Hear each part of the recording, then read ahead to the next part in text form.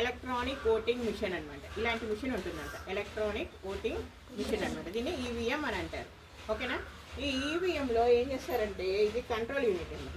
ఇక్కడ ఏం చేస్తుందంటే మనము మీకు నచ్చిన గుర్తులు ఉన్నాయి కదా, ఇక్కడ ఏవో ఒక గుర్తు మీకు నచ్చింది ఇది ఒత్తు తగిన ఇక్కడ ఏమొస్తుంది చూడండి. సారీ, ఇక్కడే బ్లూ కలర్ ఉంది కదా, ఓన్లీ బ్లూ కలర్ మీద అవతలకి పోవద్దండి. ఓన్లీ బ్లూ కలర్ మీద నొక్కితే లైట్ వస్తుంది. ఓకేనా, సౌండ్ వస్తుంది. తర్వాత మీకు నచ్చిండేది ఒక్కటే ఒత్తాల. అవునా. దీంట్లో మనకి కావాల్సినవి ఏముంటాయి, 18 ఉంటాయి మామూలుగా.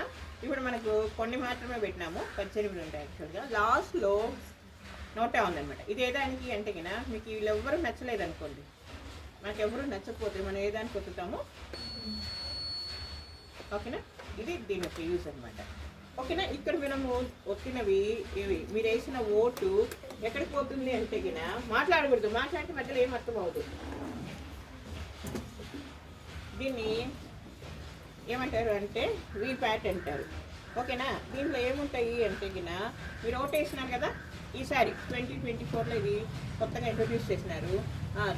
ఇప్పుడు మీరు ఓటు వేసినారు కదా, ఆ ఓటు వేసిన తర్వాత ఇక్కడ ఈ స్క్రీన్లో కనపడుతుంది అనమాట మీరు ఏ దానికి వేసినారు అనేసి.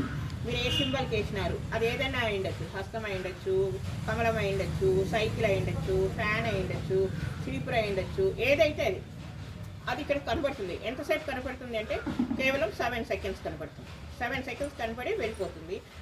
దాంట్లో నుంచి అప్పుడు మీరు వేస్తారు కదా ఓటు, ఆ ఓటు వేసిన తర్వాత అవి ఎక్కడ ఉంటాయి అంటే లోపల స్లిప్పులు ఉంటాయి. మీరు వేసిన ఓటు ఇక్కడ ఓటు వేసినాం కదా ఇందాక, ఆ ఓటు పేపర్స్, ఎందుకంటే కౌంటింగ్ అనమాట. ఎప్పుడన్నా దీంట్లో ఇక్కడ కనిపించని ఓట్లు ఏమన్నా ఉంటే మళ్ళీ అనుమానం వస్తే దీంట్లో ఓట్లు వేస్తాం అనమాట. సో ఇక్కడ మనము ఇది చూసుకున్న తర్వాత మనం ఏం చేస్తాము అంటే ఇంకా అటు సైడ్ నుంచి బయటకు వెళ్ళిపోవాలి. ఓకేనా.